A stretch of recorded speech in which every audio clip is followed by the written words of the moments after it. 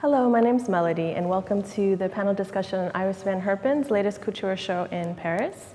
My name is Melodie, and I work at Zadid Architects, working across product design, fashion, art installations, interiors, and architecture. And I'm really pleased to introduce our panel. I'm going to let you each introduce yourselves, starting with Nina. Hi, I'm Nina van Volkinburg. I am an ethnographer and I'm pursuing my PhD at the University of Exeter, where I'm looking at the effects of digital disruption on the value creation processes in the fashion industry. Wow. My name's Ricky. I'm the designer for my brand, Wesley Harriott. That's all. That's all. I'm Merve. I'm a millinery designer for my own brand, Bayindir. So I just wanted to, this is also the first time that I'm meeting all of you guys, so that's a really great pleasure. And thank you to Show Studio for bringing all of us together. Before we get started into the show a little bit more, I thought I would also ask you a bit more about your own personal journey and how you ended up doing what you do and how you started to grow your interest in fashion. I'll start with Nina. Oh, sure. So I have always admired fashion and the arts, and I first started by going into journalism. So I had a blog, and I would review collections, and really admired writers like Susie Menkes, Sarah Mower. And then I had certain observations of the industry and how things are changing. Designers have more pressure to produce collections faster and faster, and a lot of these changes really connected to changes with social media, how we use artificial intelligence, and that really sparked me to go the academic direction and pursue a PhD and really be able to interview various editors, designers, and see how social media and AI have changed their job roles, and also how other people within the industry interact with one another. Mm-hmm. So I went from a journalist and am now an ethnographer, and really am, taking my observations, writing all that down, and hopefully come up with some interesting analysis. And it's really interesting. It sounds like you saw that there was a lot of these changes happening, but no one was really pushing or driving the direction of the conversation so much. Exactly, because no one really, this is completely, we're in uncharted waters. There's so many changes, and it's a risk to really do something new. And I think all of us can agree that the industry has to change in certain ways, and how we produce collections and how we report on them.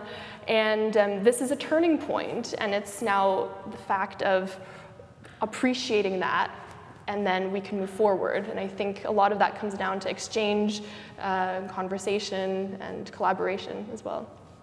We're going to come back to some of those themes. And Ricky? For me, I've been aspiring to get into design since I was a kid. I grew up reading comic books and watching way too much anime. And what I found as a kid, I was always drawn to female superheroes. So I just always found myself always wanting to redesign them, create looks for them. And somehow as I grew up, it evolved into me just really wanting to dress women in a really strong sensibility. So I just naturally took a childhood addiction, so to speak, of reading my comics and just evolved it into something that has become my job. And I love it just as much as I did when I was a kid. So. And are there a lot of very strong women as well in your life? I grew up on estate in Tottenham, and it was kind of just this environment where women were kind of in charge. And there was a lot of single moms, my mom included. So I was kind of always surrounded by women who kind of exuded utility and strength and just absolute resource in the face of adversity. So that's very much the organic growth of where my brand is from. Yes. And Merve? Yeah, I had no interest in fashion whatsoever. I actually studied psychology and graduated in 2004 and had an adventurous life for the next 6-7 years. And I was designing dresses for my mom's brand, and it evolved itself into couture dressing. And just for a joke, I made a hat, and that was involved in a runway, and then eventually they pushed me into being a hat designer, and it just got to, I did 5 years in Turkey as a millinery designer, and I have been doing it for 3 years in London. So. And do you feel like your background in psychology still informs what you're doing as a milliner? Well, it specifically helps me a lot with the clients because most of my stuff is couture and done for the person. But other than that, I think it has a lot to do with psychology, just because it's, for me, fashion is all about feeling, and to be able to identify what you feel and turn it into a design is, you know, it's all about it. And I did one of my theses on, actually, in order to become a good artist, you have to have a psychological disorder. There's a high correlation between two of them, and I do live it. I'm a living example of it. I suffer from bipolar disorder, and actually this helps me a lot personally, so it's a win-win situation for me.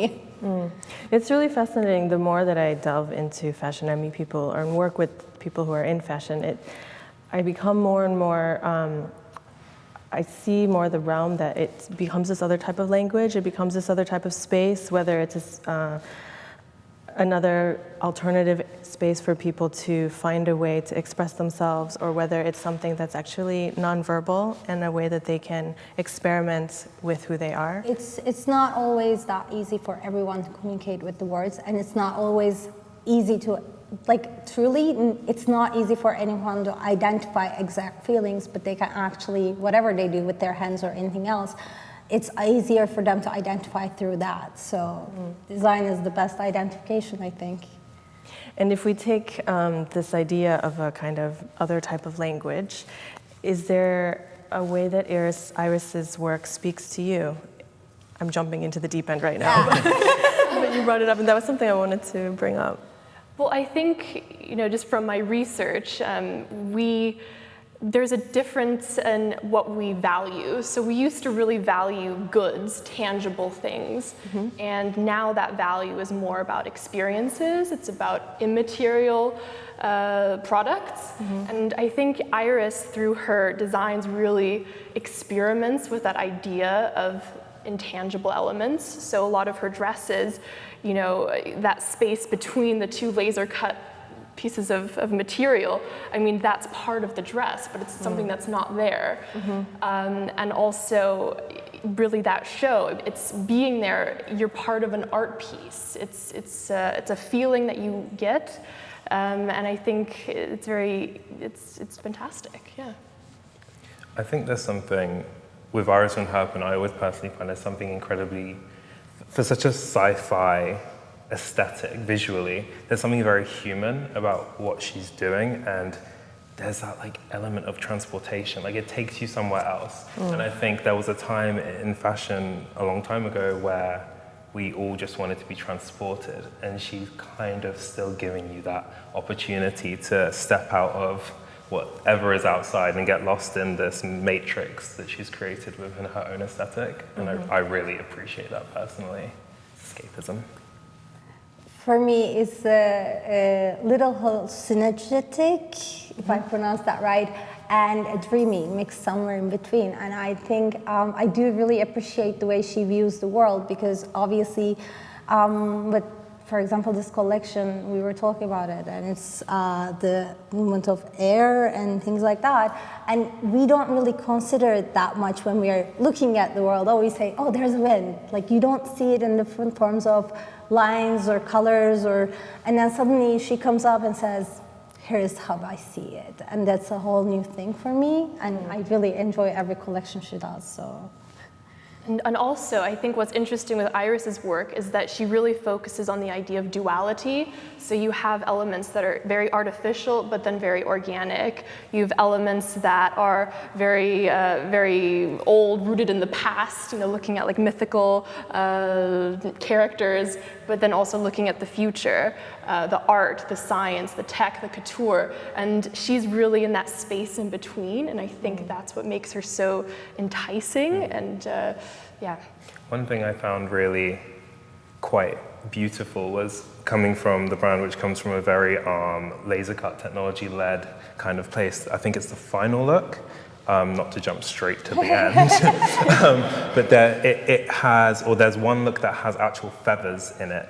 It may be the final look, but it was just, for me, that meeting of organic raw material and then the technology, it somehow felt very ethereal. And then the use of kinetic motion, it's otherworldly. And I've always seen it as this kind of suspension of time, and I think that that's something that she speaks a lot about the importance of pulling from the past, as well as being inspired by different types of sciences, as well as looking forward. And then to me, it creates an extraordinarily suspended presence, which is almost like a long breath, and it's just suspended there, and time almost either stands still or it's moving super fast, and it's doing all of these things at once, and we're just enraptured within that show. I think one of the things that makes her really impressive is actually we haven't seen something that different for a long time now, for a while, and she just brought it up to a whole new level for all of us.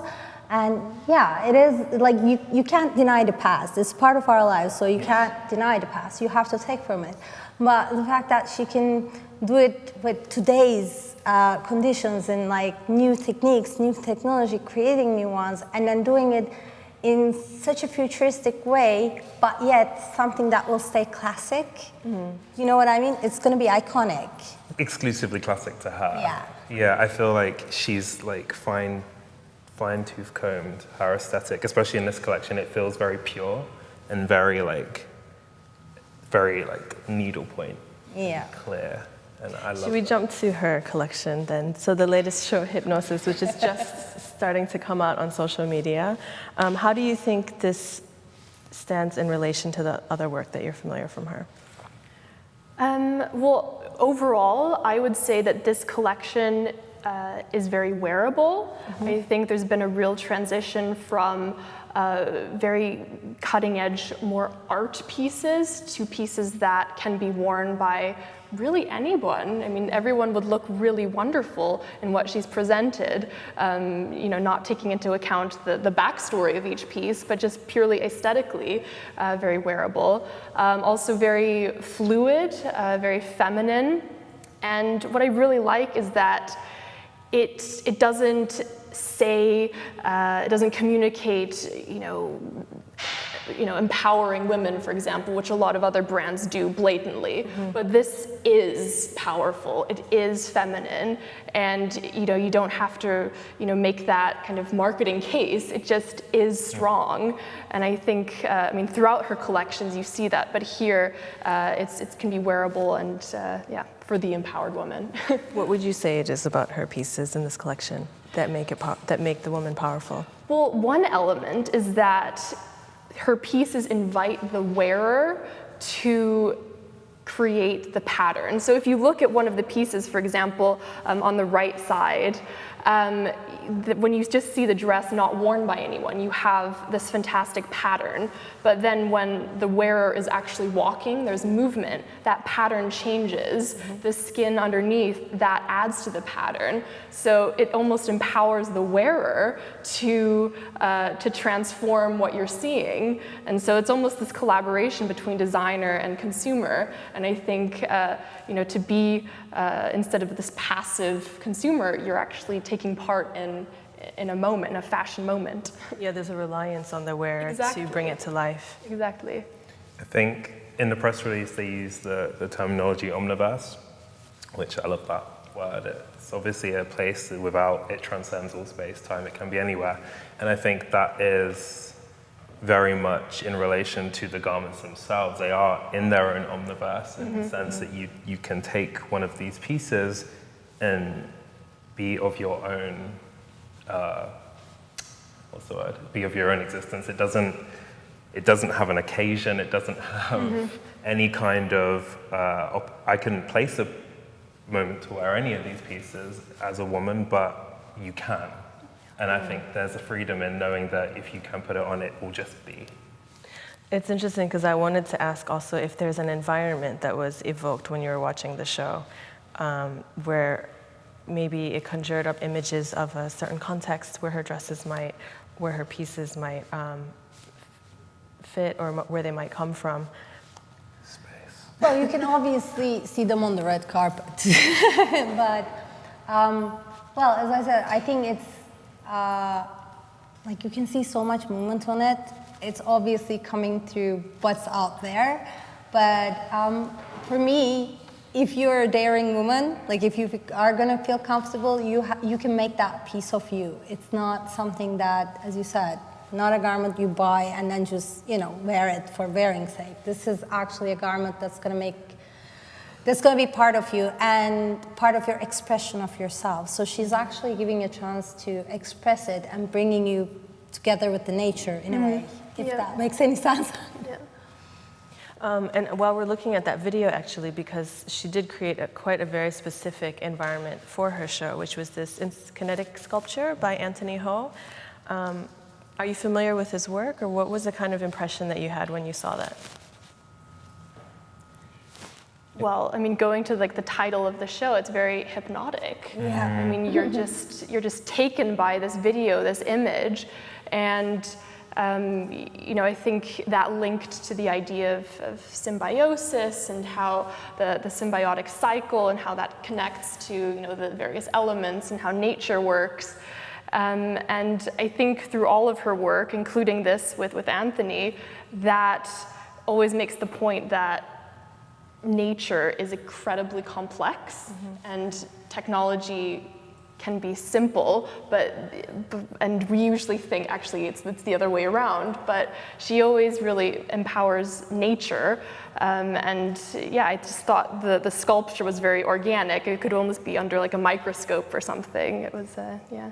I think with the name of her collection, I think she identified it so well. Like when we were talking about the collection, we keep saying, yeah, hypnosis. This is how to explain it the best. Like when you look at it, it just sort of takes you in with it, with the sculpture and the dress together, and you're just sort of like hypnotized with it, and you want to be in it. It takes you in. It's pretty cool. Looking at it on the screen, it's actually quite overwhelming how, obviously we all watch the shows, we all look at the shows. It's very rare for something that's been captured by someone else to be that pulling, like I'm engrossed. Yeah. I'm not there, but I feel very much immersed in the experience that obviously as the other people felt, and it's so hard to do that. And it's very minimalist. It's something very minimal and very clean and compact.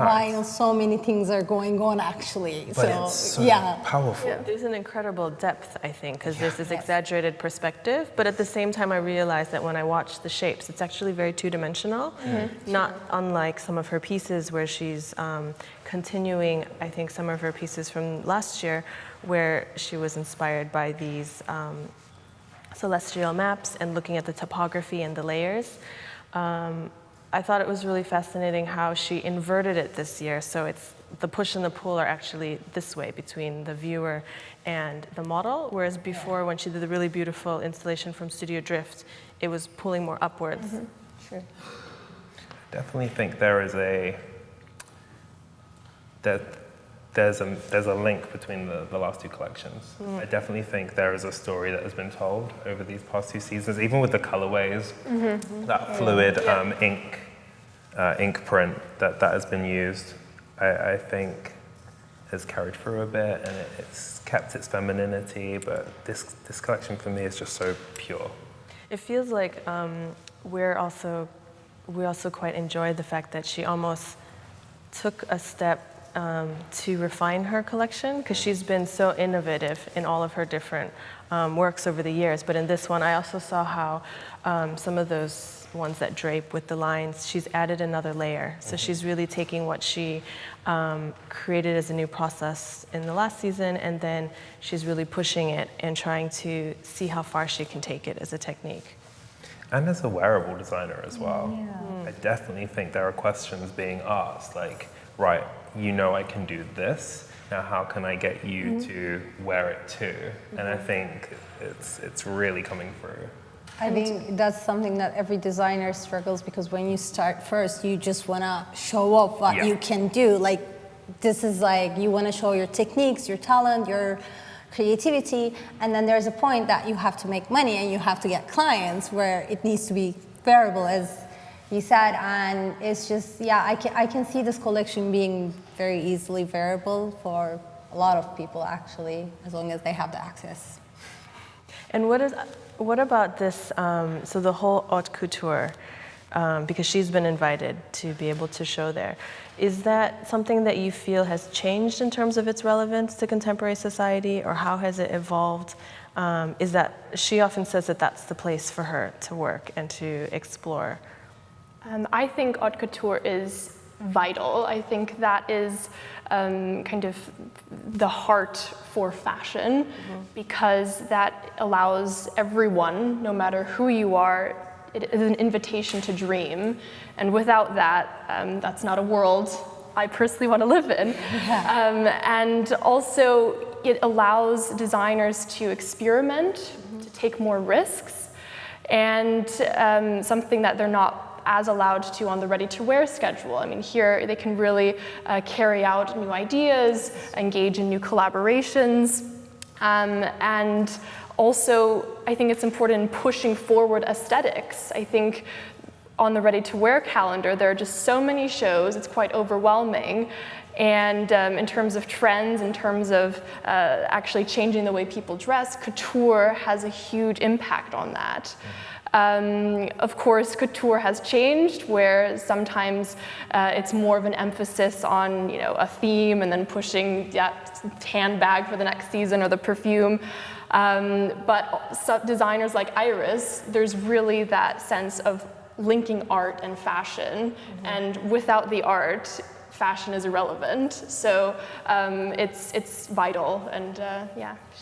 I think what I'm finding with fashion at the moment, we've been living in a world for a few years, or it's just coming, for me it's been coming to a point where the overpriced hoodie has been the main focal point for everyone, which, and I think what's happening, not just with couture, but ready-to-wear, that need to see craftsmanship and attention to detail and inventive techniques, that's come back to fashion quite a bit. You can see it, especially with the menswear. Kim Jones, he was looking at a lot of couture detailing for his men's shows, and John Galliano did that artisanal collection for Margiela. I think people are looking to see what money can really buy, rather than the sports thing that had been happening for quite a long time. So I think Iris, her work is going to be accessed a lot more than ever before, because people, I think, are starting to look again at clothing that warrants attention and art and detail, if that makes any sense. Well, a lot. I think for over 10, 15 years, especially with the growing industry of fast fashion, people sort of stop thinking about either, as you said, branded, high price, overpriced sports clothing, or just, wear once or twice and then throw it away clothes. And now everybody is, they're filled with clothes. They had everything. They have tried everything. Now they sort of are disappearing, and now you want to be different, interesting. When you buy something, you want a story with it. You want to detail with it, and you want to be able to say, you know what, this person did it, and this many effort went into it, and something that you can put in your closet and keep it in your closet instead of throwing away one season later. I think this is becoming something valuable again, which is, again, this is really good for her to right timing. And it's also coming back to, Nina, some of your work, which is looking at this digital disruption and how there's a higher value now in experiences than, I don't know how you would say, the objects or the pieces before. How do you see that materializing right now, and what is the trajectory that it's heading towards? Well, good question. I mean, I'm at the moment, I'm looking I'm doing my analysis, so I can't tell you exactly. But in general, goods are still important. We all need things. But I think we don't buy something just for a function. We buy something to fulfill a certain emotion. We buy something to feel a certain way. And we are craving experiences. And I mean, ironically, linking back to physical materials, we basically live in this immaterial world, you know, on our screens, and when we do want something tangible, we care more about what that tangible thing is. So it does matter, and I think what Iris is producing with just the materials, I mean, they're all cutting edge, and people are just overwhelmed by the hoodies, the pushing of product. It's now more about curating who you are. It's curating your message, and that in turn is a curation of your wardrobe. So I think with digital disruption, kind of the doors were open, and you're just overwhelmed with all of this information, all of this communication. And now people want to have a little bit more comfort of having things they actually like and that give them joy in a way. Yeah. I mean, there's an extraordinary depth in her work. Ironically, it actually sits in some ways the most comfortably within a high-tech, a futuristic, immaterial realm, because it is so forward-looking. But at the same time, I've always been struck by the way that she completely reinvents all the materials. So nothing is a given. She's determining how the elastic is pulling the fabric together, and then taking that and exploring how that can create new types of shapes or different connections. So, Merve, maybe I can ask you a little bit also. I mean, as a designer and as a maker, how do you approach a process of creation? And well, one of the things, like after every collection is done and me taking a week off from all designs, I actually search for new materials that I can use. One of the things about me, because I was not trained for millinery and there was no material of millinery in Turkey, when I started off, I had to use different materials and turn them into millinery, which was an experimental time, and I really enjoy it. And that is still my favorite time, when you can take it and then start playing around with it and see what it can do, a new material, a new item, or a fabric that already existed, and to see what you can do and manipulated it. I think it's the most important part of the designing in general. Once you have an idea, design students come and they can draw amazingly. They will come up with this amazing dress, the idea, but they don't have enough experience with playing around with the material. So when they do the dress, it never comes out the right way because they are not there yet. It will get to that point, obviously, but it's all about, for me, my grandmother used to have a saying, each fabric has a voice. You have to listen to it. She was a tailor. So she's like, you have to listen to the fabric and you have to hear what that fabric wants to be, because every material you take, I just don't think it for fabric, but every material you take, I have this notion since I was a kid that they have an identity. They are there to be something. They're not just there to be there. They're there to be something, and you just have to know how to listen to that. I know this is very, like, I don't know, not realistic explanation, but that's the only way I can explain it for myself. It's very realistic. Yeah, I think it's really relevant. I once sat next to a painter at a dinner, and we were talking about somehow randomly, because also in architecture we draw and we work with paper, and she's painting on a canvas, and she said it's all about letting go. It's about also letting go and seeing what the material gives back to you, because you need that kind of resistance to then to work with the material, I think. And something that I thought was also really interesting was when they did this residency here with Iris and they splashed the water on Daphne Guinness. I think Iris had said something about how she really loved how uncontrollable the water was.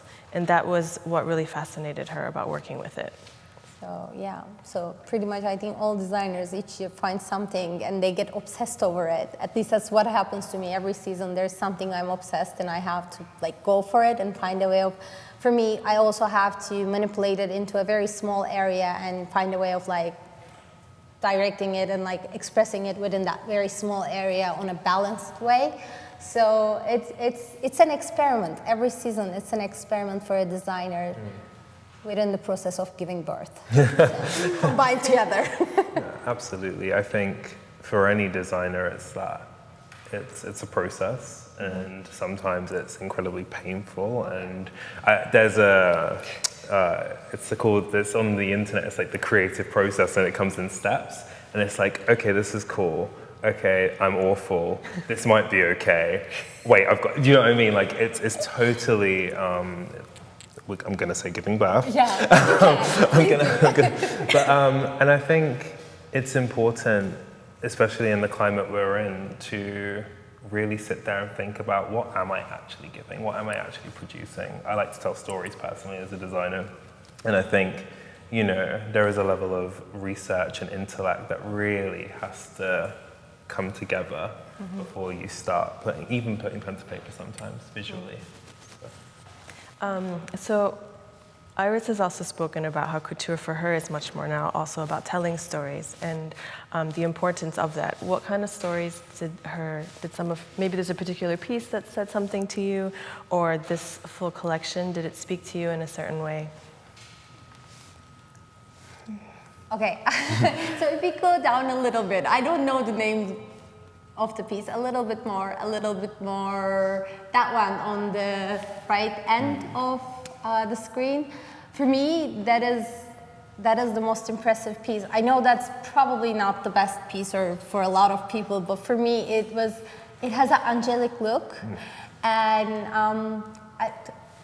I don't believe in religion or God, but I have a thing for fairies and angels. For some reason, I do believe in mystical things, and like, at least prefer to believe, let's put it that way. And for me, that's sort of like someone that's angelic walking towards me. As you said, very pure, very soft, and like, yet very strong, and, you know, very feminine. And I see the sexiness in it with a, you know, attitude, and for me, that just sort of takes me away, and that's something that I would actually wear to an event or an occasion for myself very easily and lovingly, and I would feel so strong and powerful in it. It's just, for me, that's the dress. I think it transcends sexuality and gender to a certain point. For me, I think I was talking to you guys about it a bit earlier, it reminds me, like you said, of angel. It feels like quite protective, quite optimistic, very guardian. It just feels as if within the world we live in today, it's like this slice of optimism, and I think it's really appreciated. I appreciate it. It feels very otherworldly. Even for me, the pieces next to that one, so those kind of white bubbly spheres, those were quite interesting for me to see, because they were quite strange. I can see where they come from her past collection, but they're also very different because they start to intersect with each other. Yes. And then when you watch the video of the woman walking in them, they move in a very surprising way, and it's almost like they're large, I don't know, there's a materiality to it. If I said foam, it would almost be, it wouldn't be at the right level, but it was just really fascinating to see how she created this other kind of viscosity, or this other kind of way in which these models could move through space. Sorry, go ahead. I mean, just the last dress, you know, that really got the most attention.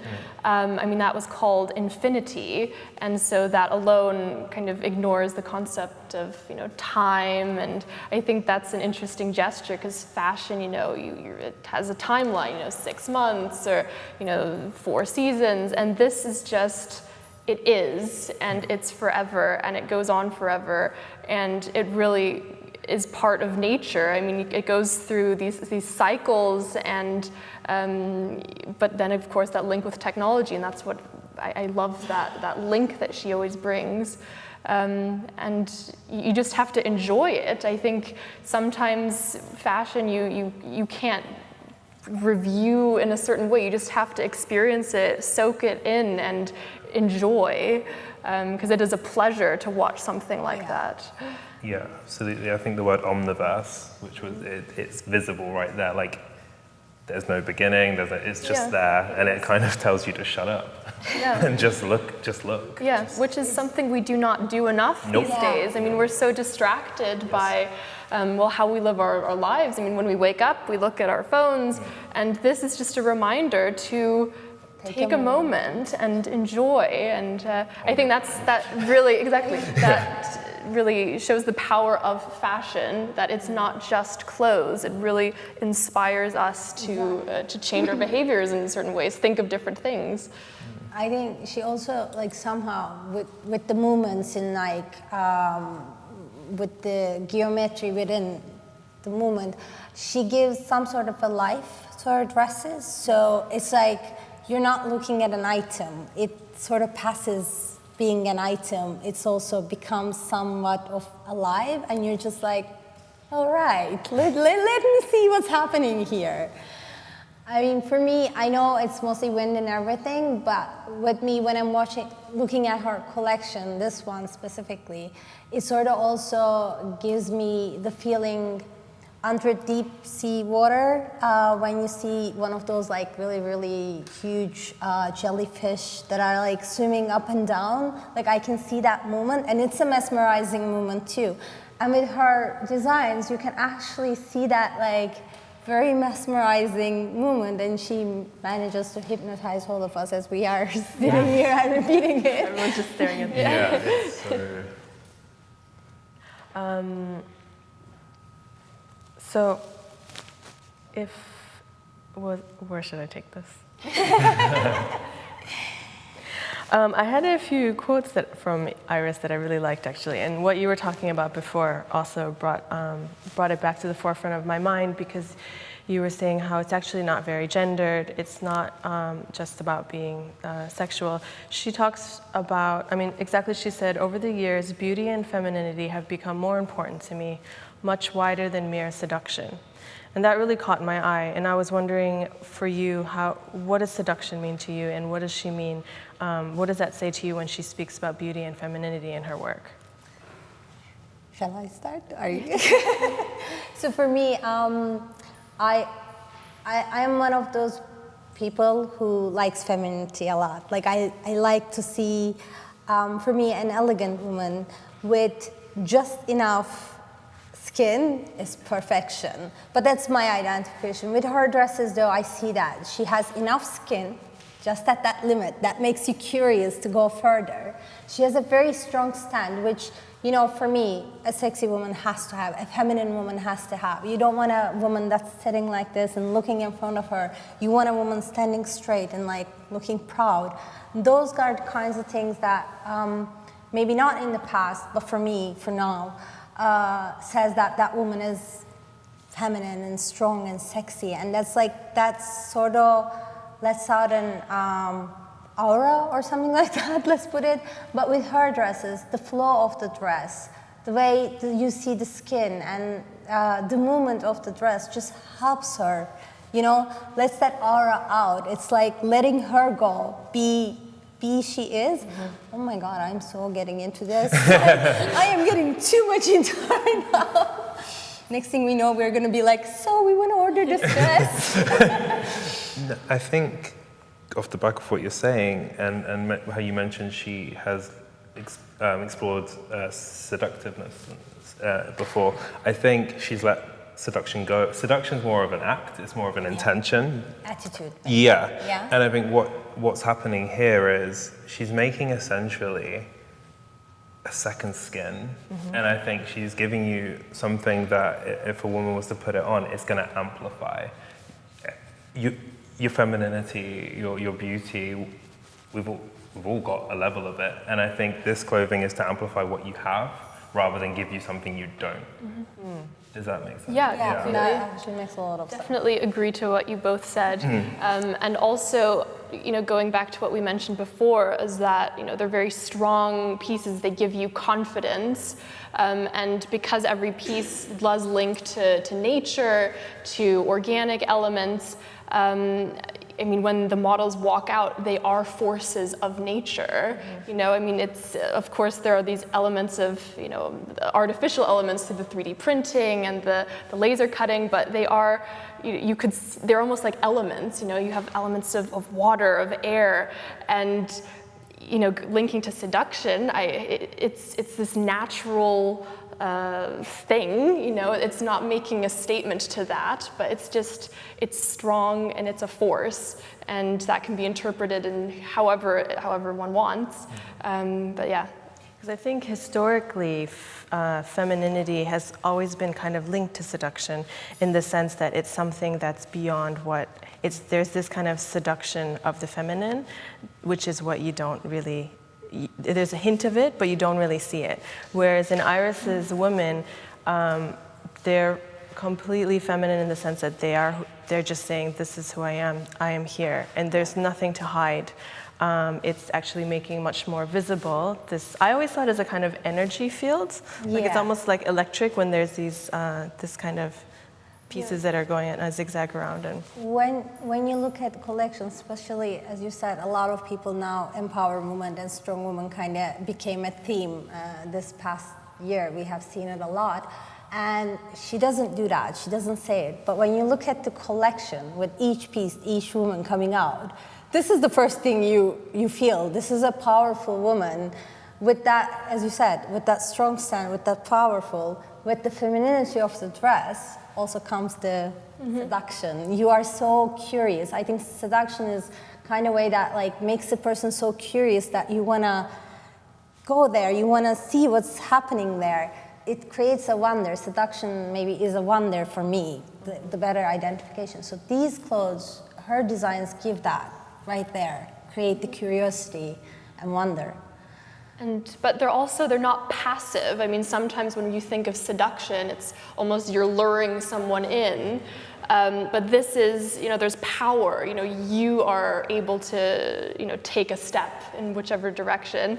And I mean, if you think about some of the women who have worn some of the pieces recently, I mean, Bjork, Beyonce, Naomi, I think Lady Gaga, Gwendolyn Christie, I mean, really strong women that are, of course, feminine, sensual, but it's not in the way of, needing to attract, a male gaze, for example. I mean, this is a completely different type of sensuality. It's very much a gift back to the woman, isn't it? Yeah. It's not, it has no intention of trying to attract a man or another person. It's all about giving back to the wearer. Yeah. It's a complete internal thing. I think that's what makes it perfect, though. Like not making that effort to get that attention instead of just refreshing. being. It's what makes it perfect. It's like I don't really need. Like this is not for you. This is for me. Yeah. This is what we miss to see. It's no longer with her. It no longer is about everyone else. It's about the dress and about the person that's wearing it. That's it. Like in their own little world. That's what it is. it's even as simple, I think, as for stating the obvious, but the way that it drapes off of their shoulders. I was really struck by so many pieces in this collection had either a really hard line or the pieces always showed the shoulders. Yeah. And so it shows that that kind of gift to the woman, that generosity of letting her be who she is, and this follows her. And she's the one that's carrying it through. She's the one that's first and foremost, and then this is making visible. Also, off the back of what you're saying, there's a few of the looks that almost have like, in old religious imagery, they have like the halo that goes around. There's some of, like, it almost has that deity of like An aura. Yeah, it really is magnificent. And it just feels so ethereal, and I'm obsessed. I'm telling you, we're going to be going out of here, making a call. And You'll catch me in Tesco next week in my gown. No, it's done. Why not? Why not, indeed. It's just, although this is couture and she is, this is where she experiments, I hope we get to see more items that we can wear on a daily basis with this construction. I know that's a very futuristic utopia for me, but I would prefer to see more interestingly dressed up people than just ordinary dressed up people. I know I'm horrible. But it's just like, look at that, like wearing that dress and walking on the street, that would be the day for you. Like for anyone who wears that dress and walks on the street, it's not about getting the attention, but the feeling that's gonna create inside you. And when you look at that middle dress, almost somewhere like something that you would wear on a beach in a summer days. almost, it's not that, it's obviously not that, it's saying that I'm not that, but it has that same flowing effect, and like, yet it's so strong, and it's not like, I am that romantic little girl who is looking for that prince kind of thing. It's like, I am this amazing woman, and like... It conjures up all of the nature, all of the signs that inspires her around us. I think we're gonna have to wrap up soon, actually. So maybe if there's any closing comments, I thought maybe if there's something that you would want to make sure she doesn't let go of as she continues developing her collections. I really hope that she continues collaborating with artists, with architects, people not necessarily within fashion, because I think when you collaborate with people outside of the fashion bubble, let's just say, that's when you get innovation, that's when you actually can push a field forward, when you have a very outside perspective. And I think making those multidisciplinary ties. I know she's working now, on an architecture project. Architects have worked with her, and I think today it's not about just being in the fashion industry, just being in architecture. We all collaborate together, and I think that's what really makes her work and her shows in particular very interesting. So yeah, it's just for her to continue doing that. I think, not that I am in any position to say what I want from Iris van Herpen, but I just would love for her to continue depicting women in a sensibility that is just them, without intention, without needing the approval of anything other than self. And I think this is really positive, and it's really important that we keep seeing women in other ways than what society expects of them. I have to agree with the fact that I think she should definitely keep working with different artists, not just artists though. I hope that she would work with technological people too, more into that. I think she can create some very amazing things just because she has the vision for it and she knows how to put them together. And well, I love her lines, so I hope she keeps with the prints and little details she does, and she's just amazing. I'm looking forward to see what she comes up with next. Yeah, she's given an incredible amount. I think also with the collaboration, something that always strikes me about the way that she speaks about her work is she's not scared. She has the confidence to step into these situations and really push the boundaries of what somebody else might bring, what a new material might bring, and being able to let go in a way to the unknown in the future. Well, with that, I think we should give Iris a round of applause, and thank you so much. Thanks for joining us.